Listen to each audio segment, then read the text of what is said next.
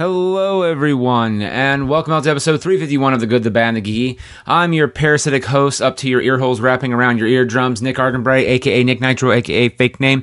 Before we get to... There's like a weird echo, and I apologize. But before we get into today's episode, which is a whole lot of nothing, and by nothing I mean nothing with other people, because I have another GBG Drive-By. I know, because you've been clamoring, being all like, Nick, you need to get on doing episodes by yourself, Nick, because everyone loves it when you know, you do that. So how you ramble on and keep talking endlessly... Ooh, take a drink. Take all the drinks. I like to get drunk, Nick, so take a drive-by, Nick, and do drinks because that's what the drinks do, because that's important. And speaking of important, because these guys, with your help, pay our bills, are many, large and inclusive, many bills. Like light, you pay that. I don't know if you knew that, but you do. You do with your love and your kinship and your love of books, but in podcast form. Yes. Now, if you aren't helping us yet and you want to be like, I want to know more, do you have a newsletter? First, no, we sir or madam, we do not. But here's how you can help us. Get a 30-day trial to Audible by heading to audibletrial.com/goodbadgeeky.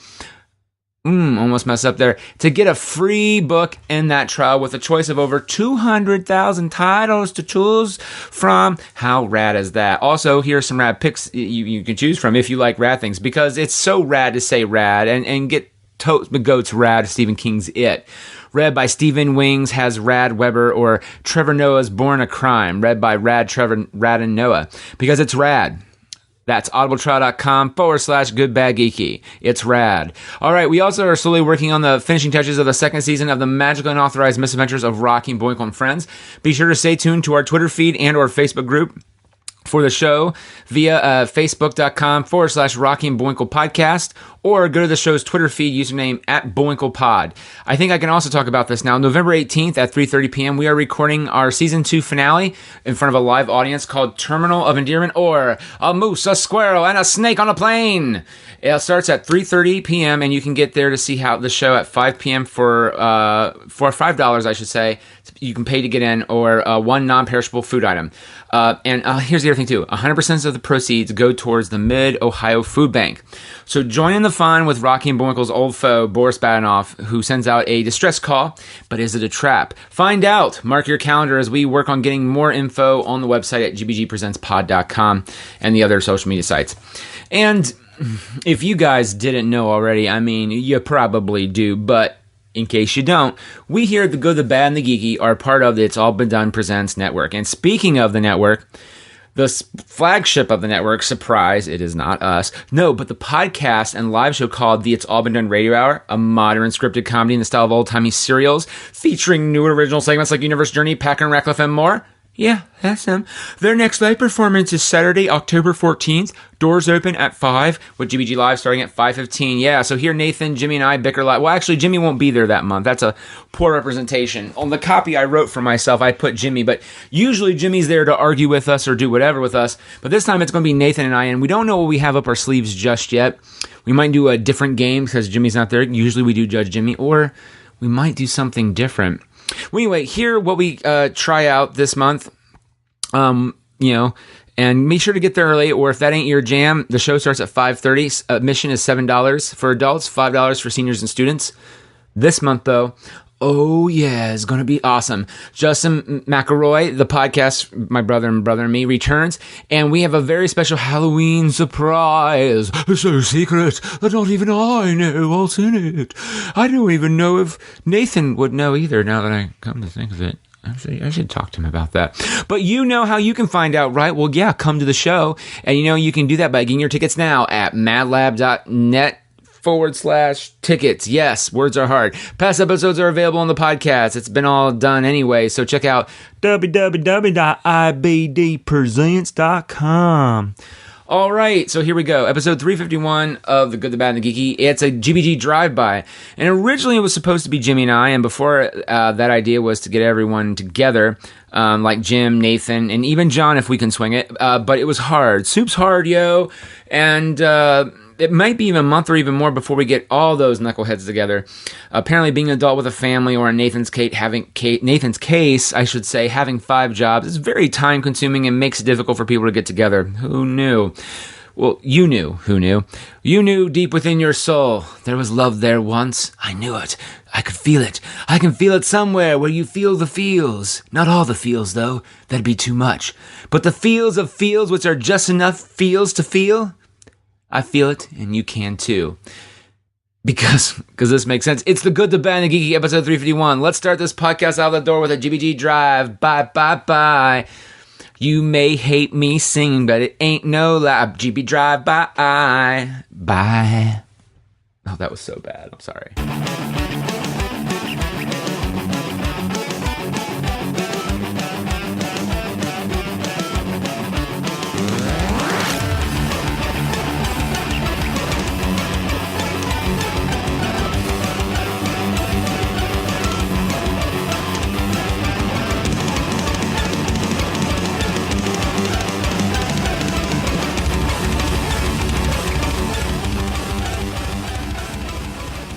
Darkness.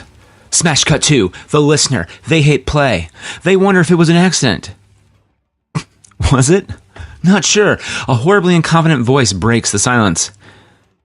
Hey, so you're probably wondering how I got here. Well, no, I mean, you're probably wondering how you got here. Listening to this podcast. It's because I tricked you. No, seriously, I somehow found a way to trick you. Okay, kidding aside, today's drive-by is a bit all over the place. At least that's the goal. I really just wanted to talk to you guys about like loads of stuff I've seen lately, and maybe a funny story and maybe not a funny story that's comical or not comical to me. Maybe more with a word of warning. Tons of naughty words. First off, I want to talk about the big thing going on all over the United States right now. The whole kneeling and disrespect thing. Here's the thing. There's a part of me that kind of finds it disrespectful, but knowing the intent of how the NFL play, and here's the other thing too. I am not a big NFL guy, not a big sports do guy. Not me. It's not my bag, baby. It's not my ball game, quite literally. But knowing the intent for why the players are doing what they do, it doesn't bother me. It doesn't. I mean, I'm not gonna lie either. It helps that Trump is a huge fucking douchebag, and I do not care for him. I think he's a horrible, toxic human being, and he doesn't care about it. That's the other thing. I remember I worked with someone once who was kind of toxic to work with, but he's a good guy. Matter of fact, I'm still good friends with him. He's a very good guy, but like he's kind of toxic. The environment he was creating was toxic, but he started to realize that and work on it, and I think I hope deep down he's matured a bit because of that, and he's even more awesome. And I already did like him. It's just it was kind of a different mindset for what he was trying to do, and I feel like Trump just doesn't get that. He doesn't understand, and then furthermore, he just doesn't care. He just wants you to like him, and he'll do anything and everything in his power to get you to like him. The problem is that, look, a large percentage of the country don't like people like that. They can't stand people like that. They don't like racist, Nazi-supporting assholes.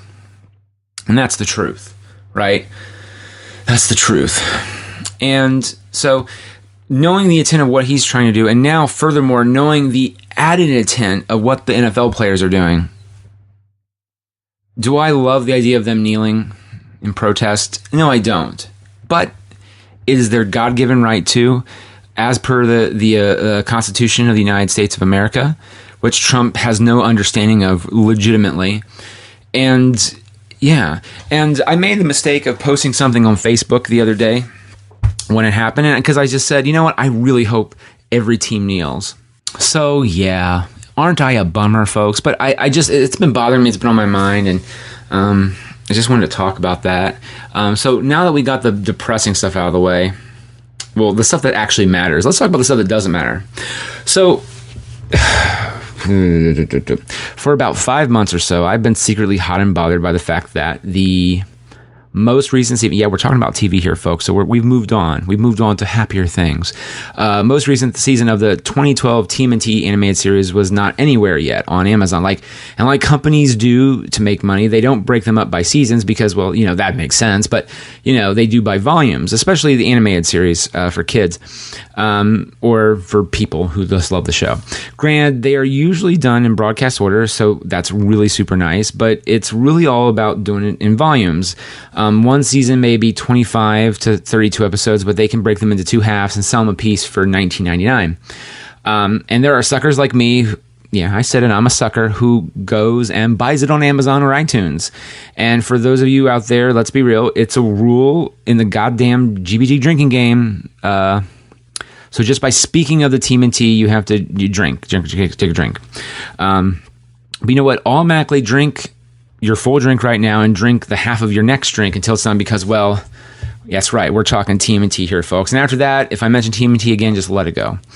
So before I continue on, just some reference here. So I recently recorded an episode of Marianne's Macabre movie review for regarding the movie Death Note. I'm not going to talk about it here. I don't want to ruin my thoughts. I want you to check it out when the episode comes out. Normally, if I'm on another podcast, no matter what it is, I would go ahead and spill the beans anyway. But these other podcasts already have their audience, and I want to throw Marianne a bone here, so get ready for it. It's going to premiere. I think it's already premiered by the time this goes up. But next time, though, just FYI, next time I'm on her podcast, I'll toast to say how I thought on my podcast. But I'll do it with love, of course. Anyway, one of the guests, and I won't say who because spoilers, but pointed out the term, and I'm going to use probably from now on, and I really like it.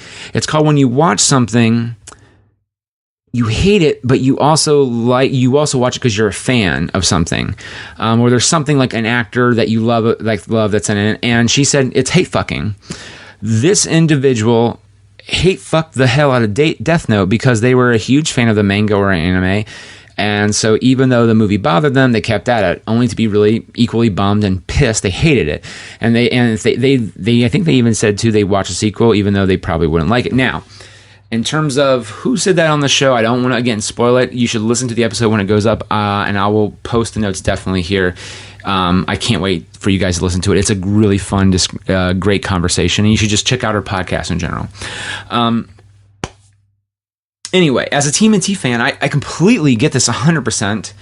I feel like that way a lot of the time. I hate fuck the living shit out of some of the TMNT property stuff. The treatment on the new series, how Raphael is as a character, is downright insulting to that character. He is always the first to fall in battle. It's almost now like a joke.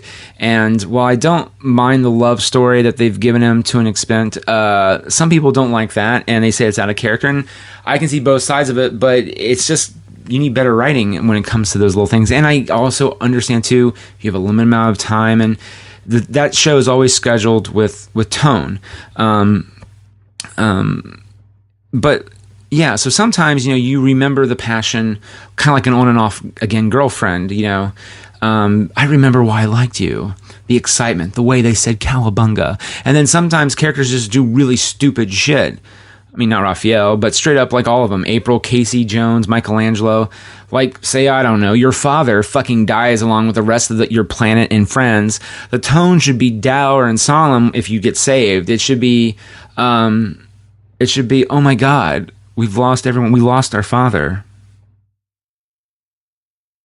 What do we do now?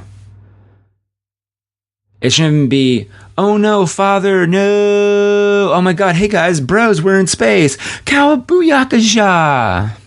What? It's moments like that make me realize I'm hate fucking the show. Sometimes it feels mid watching it, and even then in reflection, there were hints of sparks of hate and love. It's maybe what we call hate love fuck. I don't know. Well, last season of TMNT though, I thought ended in volume 9, and Jesus. So when I searched for the show on Amazon or iTunes, because that's how I do, I couldn't find it. And I heard the show this last season got rebranded as Tales of the Teenage Mutant Ninja Turtles, or Tales of the TMNT for short, because the main storyline, where Splinter is dead and they finally killed off the Shredder, and I was like, rockin'. And the video on YouTube I saw of the new theme song looked really rad as hell, really moody, and it just captured kind of a fun energy of the show. But I can't find the new season. I can't find it anywhere. And I have started to have a hate-fuck relationship with Nickelodeon, Amazon, and iTunes all at once just for this. It's a goddamn orgy of anger, but also lust because Prime discounts, yo. Free 2-day shipping. What? Anyway, I happened to look closely, in a sleepy stupor about a week or so ago and saw that Volume 9, in fact, had the title of an episode that was in the beginning of the season.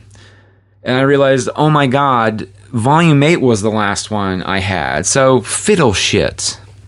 So I downloaded Volume 9 and I got caught up and watched all in a few times. And as I said this, Volume 10 was released. Oh my God. But I watched that's the first half of the season, Volume 9, in about a few days. And outside of the Kervaxis storyline, which was a 4 or 5 episode arc, the whole season of Tales of the TMNT is fantastic.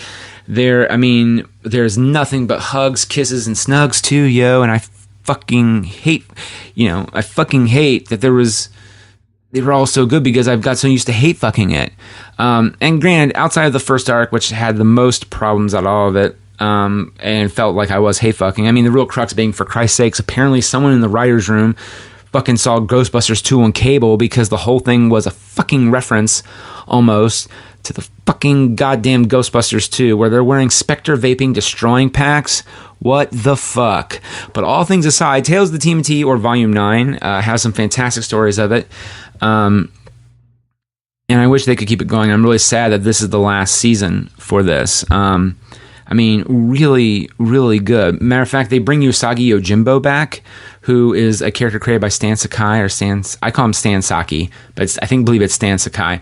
But he's the Samurai Rabbit. A lot of people just know the Samurai Rabbit. They don't really know anything else about him.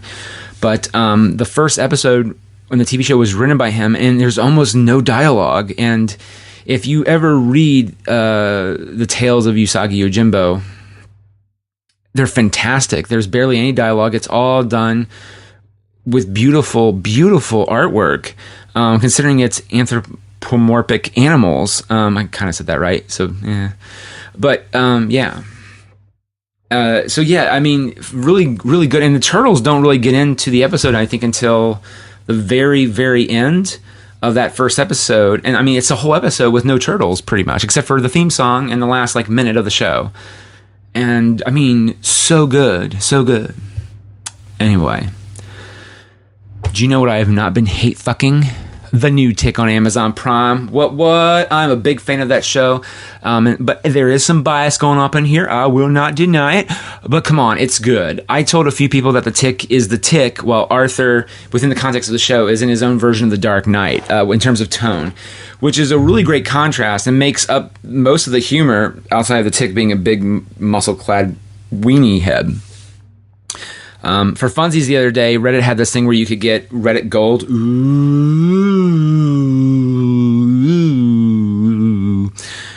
From the Tick via Amazon Prime's Tick account on Reddit for this giant ad of the show. Anyway, if you write a new weird saying that Tick would say, he would give you a coin. I ended up writing some, but not doing it. And my coworker said because I read them to her, she's like, you should post them somewhere. So it's not like I have a podcast or anything. Oh, wait. Yeah.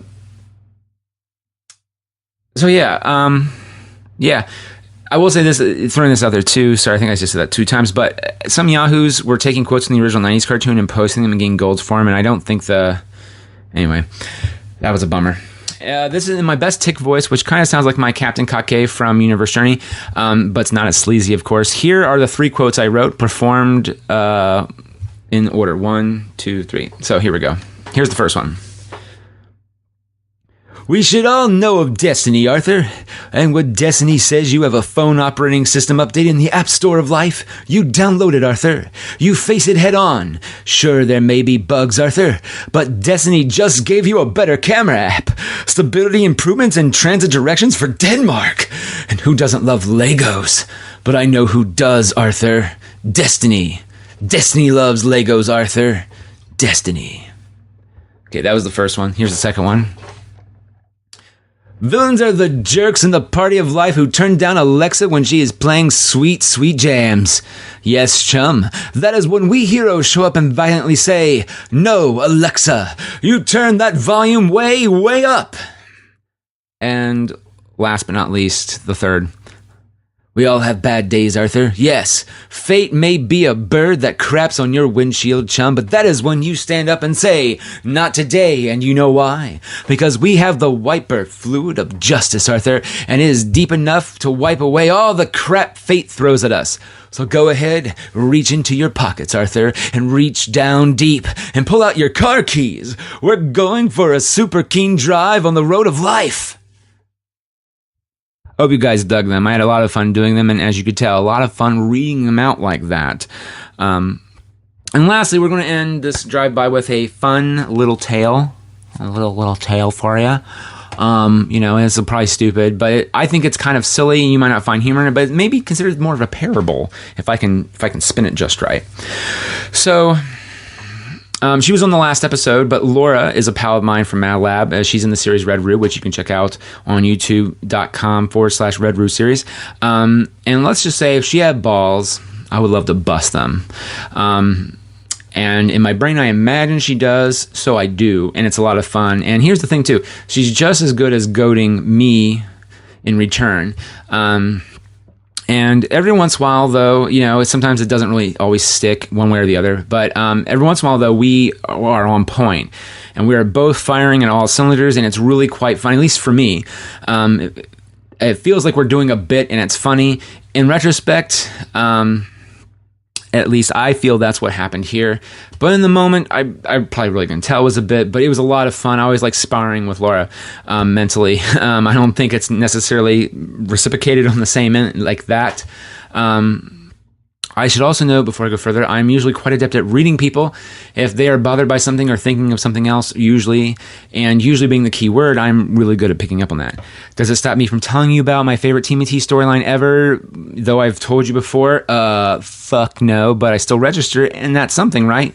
We're learning. So anyway, a pal of mine, pals of ours, they got married, and Laura, I think she suggested a gift in question to everyone at Mad Lab to buy this couple ice machine and keep it at Mad Lab, for parties and stuff. And what's really big about this is an ice machine maker. And as Laura was showing me during our last after party for IABDRH, it's a 6-minute ice cream maker. Now, not 7, but 6. Now, naturally, you're thinking of there's something about Mary and the whole why not 5 minutes joke, but anyway, she turns it on, fills it with water, and nothing. 8 minutes have gone by, and it's really annoying her. She's restless. It's important to note that as the evening progresses, she is not drinking anymore, and I am, but she's getting annoyed, comically to my amusement, about all of this. So being a guy by default, I turn it off and observe the problem. I theorize to her, and maybe you're not doing it right. And then let me tell you, this response to any woman, friend, or of yours, or whatever, or actually anybody, is amazing. It's our built-in typical response of any guy to a woman, because apparently we're all so smart. No, she seems to be doing it right, as per the box, which says 6 minutes ice, though. Something she proudly shows me multiple times, because the box, it says 6 minutes on it. I throw back at her, okay, maybe you are doing it right, except for the fact that we need more time. So with much persistence, nagging back and forth at each other, we leave the room and talk for a bit and mingling with other people. And I finally then, after giving it 10 minutes, no ice, she's really bothered. She turns it off, turns it back on, then off. Why doesn't it work? Everyone chipped in a lot of money for the Mad Lab crew, or from the Mad Lab crew, for the sweating gift, and I get it. She's annoyed. I understand why she feels annoyed with this, and I kind of feel bad for her too. I mean, she's literally the worst person in the world, because that's an inside joke, and we should be clear, she is, the worst. Take my word for it. Anyway, I finally get the instruction manual. This is, of course, with a lot of ballyhooing about the lament of Laura's 6 minutes ice machine not taking 6 minutes. So upon reading, I see a point that says it takes 6 to 15 minutes to do the ice. And then it hits me. Turn it on. Let it sit for a bit. Finally fill it with water and wait 6 to 20 minutes. And it does ice. The next batch, it takes about 18 minutes, right? And the next batch after that, it takes 14 minutes. And then the next batch after that, it takes 8 until it takes 6 minutes per batch of ice. Now, Laura eventually left, letting her control go in the hands of a maniac, that's me, who says it will work. Guess what? Guys, it worked. I had Woos, my pal Stephen Woosley, which also congratulations, we call him Woos, and I feel really bad. I think it's somewhere on YouTube, but I finally did my impersonation of him, and I said it's done with love, and I really do mean it, but now I kind of regret doing it, because I just don't do impersonations of people to their face usually, unless it's Jimmy or Nathan, because, yeah. Anyway, what was I saying? Oh, yeah, so Woos... he checked it while we were leaving, and there was a decent amount of ice. Not a lot, but there was a decent amount of ice in there. We got like a few, I think it was like 3 sets of ice. So the moral of the story, kids, is that if the machine box says 6 minutes for ice on it, you gotta let it warm up, or in this case, cool itself up first. That was it. That was our show. Wasn't that fun? Meh. It was all I got for this episode, though. If you have any thoughts about anything I talked about, if it's about the political stuff, don't shoot it back to me. I'm sorry. But if you anything else, like Turtles, the Tick, or you think the story wasn't funny about the ice machine or anything else, then definitely let me know. Shoot me an email at goodbadgeeky@gmail.com or tweet at me at goodbadgeeky. We may feature your email in a shoot and print. Okay? Words are hard. Sorry. We may feature your email in the show at some point down the line. We don't get a lot of emails, but if we do, we'll try to cram them together. All right. So thanks to everyone for listening to our show. We really appreciate your listening-ship, if you would call it that. Check out new episodes. And I think our next episode will be featuring discussions about the book, mostly the book, not really the movie, Shop Girl. And you might remember Kyle and I talked about that way, way back. Yeah, we're probably going to do it. Not probably. I think we are going to do it. So stay tuned to that, and thanks everybody for listening. Have a good one. Get out of here without cheese! You're a creep! Go away! We're having a good time until you showed up, cheapers! Go have some coffee with cream or something! Because I'll tell you something! This is a happy place!